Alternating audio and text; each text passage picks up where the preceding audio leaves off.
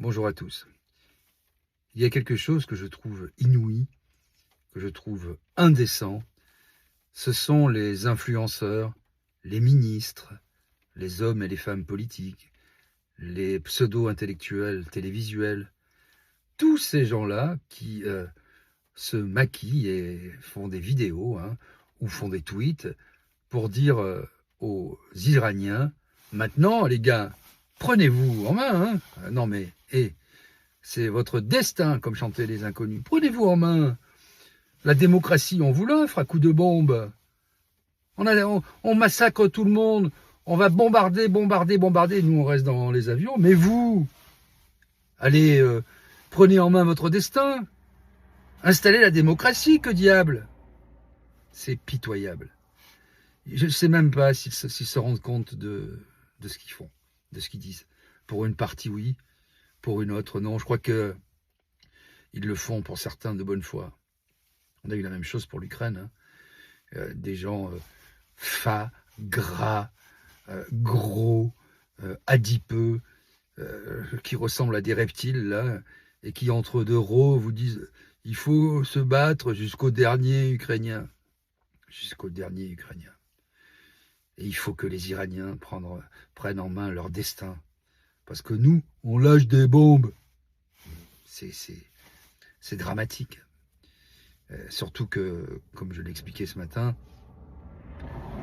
quand on voit quand même ce qu'ont fait les Américains depuis les années 80, on ne peut pas dire qu'ils aient aidé les musulmans modérés à entrer dans des processus sinon démocratiques, puisqu'il ne faut pas y aller non plus avec notre vision du monde occidental. La démocratie, c'est un peu quelque chose de rare à l'échelle de la planète, mais au moins des régimes qui soient pas totalitaires et pas sanguinaires, mais que ce soit en Irak, en Libye, en Syrie, en Afghanistan, partout sur la planète, partout où les Américains sont intervenus, souvent avec les Israéliens, ça a été le chaos après.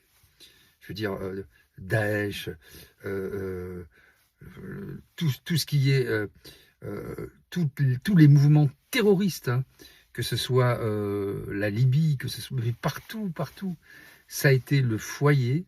Chaque fois que nous sommes intervenus, alors, après je vais dire nous, parce que ce que ce nous, ça a été la catastrophe, ça a été pire qu'avant. Et nous avons au contraire radicalisé les positions et favorisé les mouvements islamistes, terroristes. Quand nous ne les avons pas financés, comme quand je dis nous, souvent aux États-Unis ou encore via M. Netanyahou. Donc voilà, évidemment que je ne vais pas défendre le régime des mollahs, qu'il faut que, ça serait bien qu'ils se libèrent, comme tous les peuples, de tous les tortionnaires, de tous les malades mentaux, qui mettent une moustache et qui disent, notamment aux femmes, t'écouteras pas de la musique, tu vas t'habiller comme ça et puis tu vas pas bouger, sinon s'il y a une mèche de cheveux qui dépasse, tu vas avoir des problèmes. Personne ne peut défendre des régimes comme ça. Mais enfin, c'est pas en jetant des bombes de l'extérieur, après avec des types qui viennent avec des gueules enfarinées, nous dire, mais vous avez vu, on balance des bombes, alors bougez-vous les gars, bougez-vous. Qu'est-ce que vous attendez? Installez la démocratie. Les types, ils sont pas capables de se battre sur le terrain. Ils sont à des milliers de kilomètres, ils sont entre deux plateaux de télé, comme je le disais après le gigot, et ils intiment à des gens qui vivent depuis 47 ans sous une dictature, qui sont massacrés d'ailleurs par les différentes polices du régime dès qu'ils sortent. Parce que si on bombarde et que derrière on n'assure pas la transition, s'il ne se passe rien derrière, c'est d'autres factions qui vont prendre le pouvoir, et ça sera encore pire, parce que on aura massacré des gens, on aura fait des terroristes, on aura radicalisé les populations. Voilà, bon, je crois que je pisse dans un violon, je suis pas le seul. C'est comme ça. Je crois que ces gens n'ont pas de décence, et que c'est peine perdue, de toute façon. Bonne journée à tous. On va essayer.